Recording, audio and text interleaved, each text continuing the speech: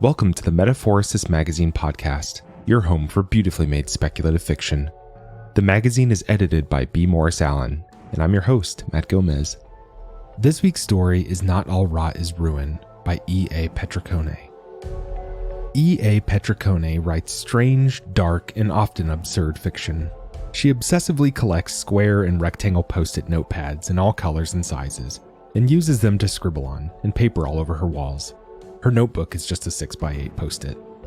She is the friend who makes sure you have enough snacks, and if she sees your cat, she is going to try to start a conversation with it. She was hesitant about the whole Twitter thing, but has discovered it's wicked fun to connect with other speculative science fiction and fantasy writers, and complain about writing. And of course talk about stories she loves, often with cute animal gifs. She lives in Massachusetts.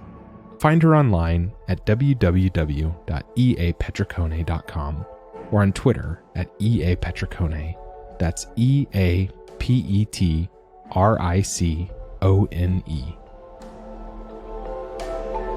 Let's jump in.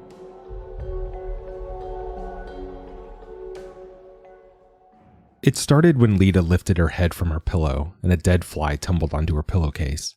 Disgusted, she didn't think much of it, quickly scooping it up and tossing it into the bin. A gross coincidence, surely.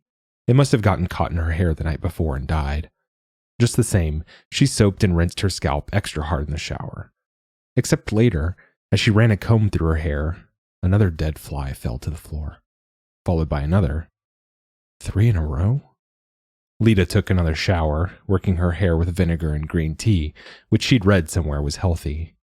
In the mirror, she parted section after section of her hair and examined the scalp underneath. Then, as she leaned over the counter at work, 3 more dead flies dropped out. She had horrific ideas. Maybe she wasn't as clean as she thought she was. Maybe some food had gotten stuck in her hair and it was rotting. Oh God, what if the flies were coming from her head? Did she smell? Do I smell? She asked strangers in the grocery store, who quickly moved to the next aisle. The doctor couldn't explain it. Leda's skin was poked and prodded, every inch examined for the existence of internal parasites and the like. Her head scan revealed that everything was perfectly normal, but the flies kept falling out of her hair, bug-eyed, grotesque, legs rigid. Is this something that happens to people? Leda asked hopefully. No, the doctor said, and then, as many doctors have done to many women, declared her condition not terminal and suggested she should get used to it. Leda started wearing hoodies more often, but even then dead flies would pour out from behind her ears, piles at a time, all stiff wings and plump bodies. Though she was showering 3 times a day and using dry shampoo in between, she still felt dirty. She sprayed her clothes with lemon odor protection and coughed from the spray. Nothing seemed to curtail the flies. They only showed up in greater numbers. Bent legs frozen in the air, wings down, bulging eyes making them look as though something had shocked them. In desperation, Leda shaved her head. Surely that would. She hadn't even collected all the clumps of hair out of the sink before a half-dozen dead flies dropped on top, materializing out of her skull fully formed. She set it all on fire, thinking purification, thinking cleanse, thinking purge. But it only resulted in the bathroom ceiling turning black, all the smoke detectors going off, and a strong singed smell that lingered for days after. She started wearing a shower cap from the drugstore. When she removed it from her head every couple of hours, it looked like a cigarette ashtray in the 1960s, except instead of ash, it was full of dead flies. She got desperate, pulling at the half-inch of regrown hair on her scalp. Could it be something in her environment? Could there be mold in the walls, or something that first laid the eggs in her? She lay her hands on different parts of the wall, palm down, feeling the porous texture under her fingers. Here. Or maybe there? She lifted the sledgehammer she'd dragged in from the garage and started striking. With a flashlight, she peered inside the walls. Nothing, except for braids of wires that looked fairly important. Since every rational explanation had failed her, Leda turned to the spiritual. By then, she'd started wearing gloves and carrying a plastic bag with her, like a doggy bag, except for dead flies. She consulted every spiritualist in Massachusetts, and there were a lot of them. Surely those who could summon and see and conjure things from this world and the others could help her. Offer advice? "I think you should wash your hair," the old witch said gently, as though Leda surely hadn't thought of that, and she didn't want to embarrass her. The hoary medium scratched his head. "The spirits are opting to keep their distance." "I can't really," a psychic sputtered after 12 dead flies skittered across her tarot spread. Desperate, "Would you like to hear about a man in your future?" "Keep him," said Leda dismissively, grabbing her bag.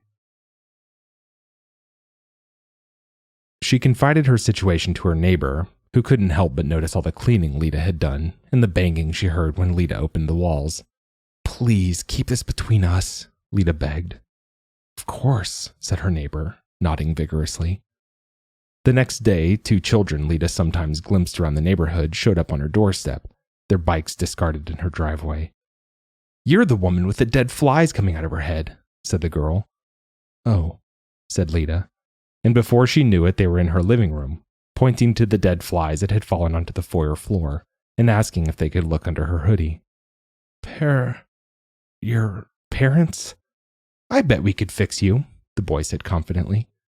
At that point, Leda would pray to anyone who listened and hear anyone out who offered. "How?" "We have the internet," said the girl, heaving herself onto the couch. Leda got them all glasses of water. They were allergic to nuts, so nothing in her house was suitable, as they, twins as it turned out, questioned her mercilessly. When had it started? How many flies had fallen out of her head so far? They combed through her medical printouts, looked inside her ears with a magnifying glass. "I feel like I should call your parents," said Leda. She wrung her hands, itchy from not taking action. "Flies show up when something's dead," said the girl. "Decomposing," agreed the boy. "I'm not dead," said Leda, but she couldn't keep a questioning lilt out of her voice. She'd been waking up next to piles of dead flies for weeks, and frankly, reality seemed negotiable. "There's more than one way to die," said the girl with an unnerving degree of sagacity. The boy held out his hand and asked for Leda's wrist. When she obeyed, he set his ear against it as though it were a conch shell, and after a tense minute, he declared that he could hear her pulse. So that was something. "Have you been depressed?" the boy asked. "Were you sad about something before this started?" "Not about anything legitimate," Leda said. To their skeptical looks, "There was this man at work. He's the chief of a different department." She couldn't stop the smile from blooming on her face. "Really brilliant, really smart and funny, and You liked him," said the boy. "For years. And I thought maybe, but I found out he'd been seeing someone. They're engaged now." "You were never together?" "No, we hardly saw each other outside of work, but..." Leda felt ridiculous. She'd never been bold enough to go past friendly work-related exchanges. Yet in her mind, she had seen it all. Him poking his head into his cubicle on his break, walking to their car together, dressing up and attending fundraisers, him introducing her as the woman behind the man. The bravest thing she'd done was ask him periodically about his dog, although everyone in the company knew how attached he was to his husky, so that wasn't unique. But when he had showed her pictures and laughed at her reactions, she really thought maybe... "It's stupid," she said dismissively, not wanting them to see how seriously she'd taken her crush. "I don't know why I feel so..." "Why didn't you ask him out?" asked the boy. "He sounds nice." "I hate dogs," the girl said to no one. "He just seemed too special to talk to." The admission made Leda squirm. She hadn't even gotten to know him, not really, just plopped her hopes and dreams on him without asking. "But if you weren't together, then why are you sad?" pressed the boy. How could she explain it? It was more a loss of never having. They wanted more from her, so she tried again. "I'm getting to be..." The thought of her age made her cringe. "Well, older. I thought I would be more by now. I thought I would be smarter. I thought I'd be making more money. I thought I'd be with the guy of my dreams. I look around and there's just a lot that I thought I'd be that I'm not. You're young, she said. This must all sound like ragtime to you. No, said the girl. You can change things, pointed out the boy. People change their lives all the time. But that's just it, said Leda. 2 flies tumbled out from under her cap and landed on her jeans. Other people, they move on to something better. I haven't got something better. Why does it have to be better? Asked the girl. Well, Leda made a limp gesture toward her smartphone, thought of Facebook announcements, thought of Instagram filters. You have to be better. Your life has to move up. Because otherwise, what are you? What are you? Asked the boy. That's what must be dead, said the girl. The never having. The stuff that could have been. It makes sense. Does it? Leda asked, bewildered. Our mom died before we could have her, said the girl. All the things she would have done with us died too. Their mother. On the heels of Leda's heartbreaking, she felt a deep flush of embarrassment. How could she think that her sadness had any merit at all, when she hadn't lost anything real? But the children were surprisingly understanding, opening the circle of grief-having to her without marking the difference of degree. Something gone is something gone, said the boy. Still, Leda wondered, how do you mourn the things you'll never be? We had a mouse or something in the wall once that died, and we couldn't get it out, said the girl. It smelled horrible. Eventually, though, it went away, because there wasn't anything left to make a smell. That's awful, Leda said. It stunk, agreed the boy. Maybe you've got to do that, said the girl. Do what? Stop trying to break into everything, said the boy, furrowing his brow at the haphazard holes Leda had gouged between the kitchen and living room. Stop saying it's stupid. Yeah, agreed the girl. Sometimes when things happen, you've got to do stuff hard as you can. But sometimes you need to let it, she waved her palm around her ear, do what it needs to do. Let all the skin and blood go. Just, Leda gestured to her head, mirroring the girl's motion. Just let it rot? Not all rot is ruin, said the boy. Not all ruin is rot, said the girl. Cold prickled the back of Leda's shoulders. She'd never met children like this. Wouldn't their living parent be looking for them? Should she ask for their adult's number? Enough for today, said the boy, rising. We'll come back and check on you. Oh, okay, said Leda, wavering a bit as she lifted herself from the couch. She watched them pick up their bikes up out of her driveway and thought, I'll never see them again. They'd gotten what they wanted. Witness the pathetic, lovelorn freak with the flies falling out of her head. What children had the attention span to visit a middle-aged woman? Leda touched her head in front of her bathroom mirror, watched 5 more flies materialize and fall into the scorched basin. I guess I should let you do your thing. Surprisingly, the children checked in on her once a week. She stopped fighting the flies, other than disposing of them. She washed her scalp normally, didn't scrub the floors more than necessary, and filled in the holes she'd made in the walls.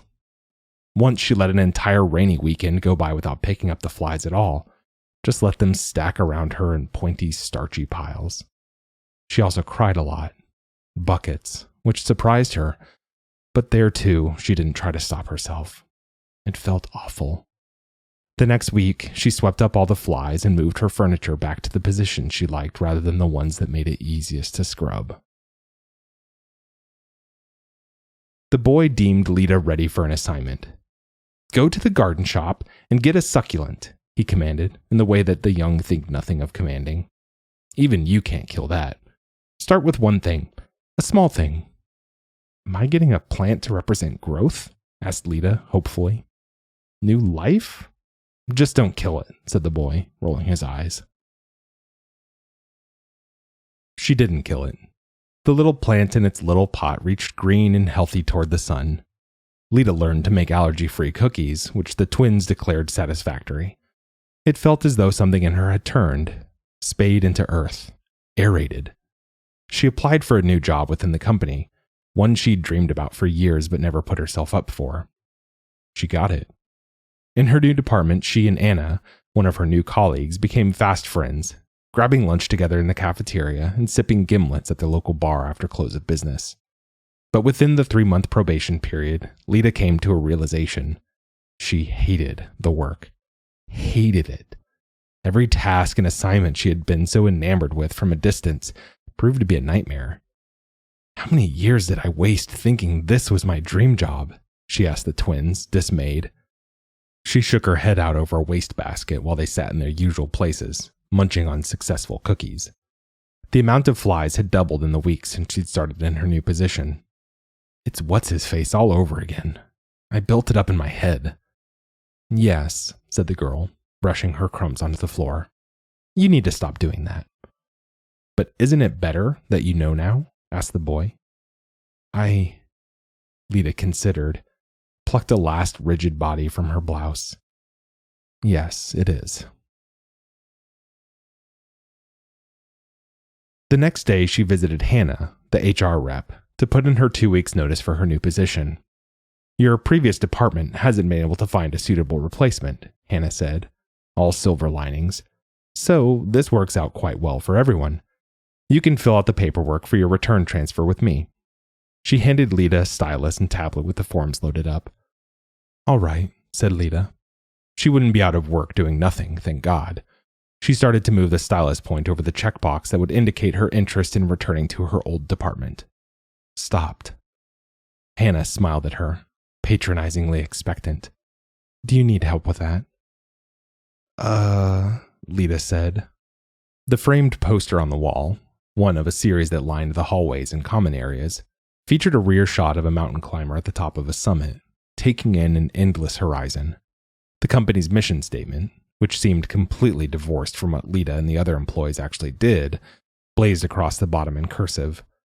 As she imagined going back to the department where she'd spent so many years dreaming, it struck Leda how absurd it was to have photos like this all over the place. In her whole time working for the company, she'd never even had a window. Actually, she said, putting her stylus down, I think I'm going to exit the company. Entirely. Entirely? The HR rep was stunned. She shifted behind her desk into a more defensive position, set back, clearly thinking Leda was pulling a negotiation tactic. This has been your employment home for years, and we've been very accommodating for your... She gestured to the fly-catching wrap around Leda's head. Condition. You have, Leda said quickly, mentally backpedaling. Was she being ungrateful? Hadn't her workplace treated her well? Leda losing her footing seemed to help Hannah find hers. Let's talk this through. Do you have a plan for your next step? Oh, no, Leda said. What was she thinking? Jumping out of the airplane without a parachute? Instinctively, she put her hand to her head and yelped when her head covering came off. Awkwardly, she picked up a few dead flies from the floor under Hannah's concerned gaze. Tough to pull off leaving without a plan, said Hannah. Are you sure you want to quit? I don't, said Leda. She felt the twins inside her throat, eager to speak for her and answer the question for her. Let me, Leda mentally said to herself. This is me. It felt as though her whole being took a breath. When the other voices quieted, Leda raised her head to Hannah with a smile so genuine she could tell Hannah had to catch herself from smiling back. I'm not quitting. I'm starting something new. Well, it's your decision, said Hannah, her lips pursed with disapproval as Leda handed the tablet back to her. You've got such a strong resume. Seems a shame to ruin it over an impulse. Leda laughed, and here was happy to let them all speak at once. Not all ruin is rot. Who's going to hire me now? She asked the twins later, pacing the living room, the box of her belongings from her desk between them. The twins were experimenting with sitting on the couch upside down. What have I done? Sounds like you did the right thing, said the boy. Still, Leda said, thinking of gimlets at the neighborhood bar. The friend I made, Anna. I'll miss having her in my life. Then text her and say so, said the girl, rolling her eyes toward the floor. You complicate things. Leda's next job, which proved to not be nearly so difficult to get as Hannah indicated, was in an adult learning center, and she got to take a free class every month. Anytime the temptation came to raise a skill, instructor, or her own self-story above her head, shiny bubble perfect and bubble thin, she imagined the twins shaking their head at her, and refocused on what was rather than what sounded best in her head. Shockingly, a lack of expectations made trying new things a lot less stressful. Her friend Anna, now her best friend Anna, joined her. She helped Anna move house. They made each other laugh.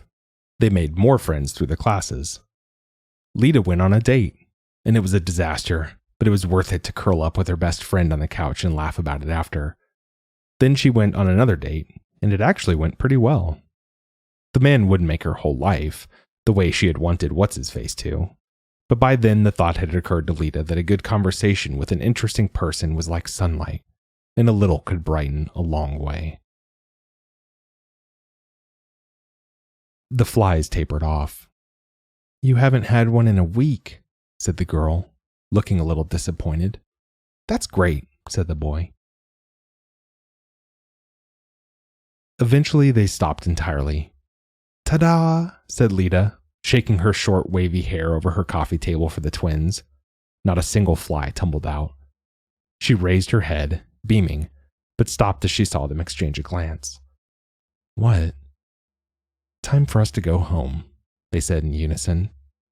Sure, said Leda, and all at once the strangeness hit her. It had been months. Why didn't she know her visitors' names by now? She could have sworn they'd talked about school, about their hobbies, but she couldn't remember the specifics. How could that be? What are your names again? Don't you recognize us? Asked the girl, slipping her shoes on in the foyer. We're the kids you would have had with that guy. That's not funny, said Leda, dread cracking through her like lightning. She stared at their faces, studying every line and curve. No. But of course they were. Twins with her nose, her unrequited love's eyes. God, even his nut allergy. Smart, tenacious, unfailingly, if quirkily, kind. The sort of children Leda had imagined raising. That was why she could never quite remember the particulars of where the twins lived, of how their days went at school. They didn't exist in the real world. Imaginary friends, children created by the sheer force of her broken heart. Who did that kind of thing? Crazy people. She must be crazy. Leda swayed, hands to her temples. Calm down, said the girl. The boy hovered over Leda as she leaned against the couch. Was anything real? The flies sure were, said the boy. And we were real to you, said the girl, looking for the first time insecure. Isn't that real enough? A phone chime dinged through the air. When Leda glanced at her screen, she saw one of her new friends inviting her to dinner. Maybe the twins were all in her head, all a product of her imagination. But she'd started getting better at her own life thanks to them. Yes, said Leda warmly. Real enough. The girl nodded and straightened, as though reset. But, an icicle dripped down Leda's shoulders. You're leaving. Does that mean I've killed you? Am I a murderer? Course not, scoffed the boy, pushing the succulent in the window into a different slant of light. I don't know if I want you to go, said Leda. Would she be all right on her own? You could keep us here, said the girl, meeting Leda's eyes meaningfully. But do you need us? Leda shut her mouth and was kneeling down before she knew she was, the vibration of their footsteps shivering up her knees as they ran into her open arms. Closing her eyes, she breathed in the outside smell from their clothes, felt the softness of their hair. You make good cookies now, said the girl. No one can stop you. Don't worry, said the boy, placing his hand over Leda's heart. We're not really leaving. We're just ready to be something else, said the girl. "Remember what we said," they told her as they headed down the drive. "Not all ruin is rot," recited Leda. "Not all rot is ruin," they answered, pleased. They waved. Leda watched them pedal down the street until they disappeared down the street, dissolving to some elsewhere. She stood in her open doorway, listening to the shift of branches and the rumble of passing cars, until the sound of her phone, of her real friends from the other life she was making, called her back inside. That was Not All Rot is Ruin by E.A. Petricone. Thanks for listening. If you enjoyed this episode, we'd love if you'd leave us a 5-star review on Apple Podcasts, or better yet, share the magazine and podcast with a friend. If you'd like to listen to more speculative fiction, visit us online at magazine.metaphorosis.com or on Twitter at metaphorosismag.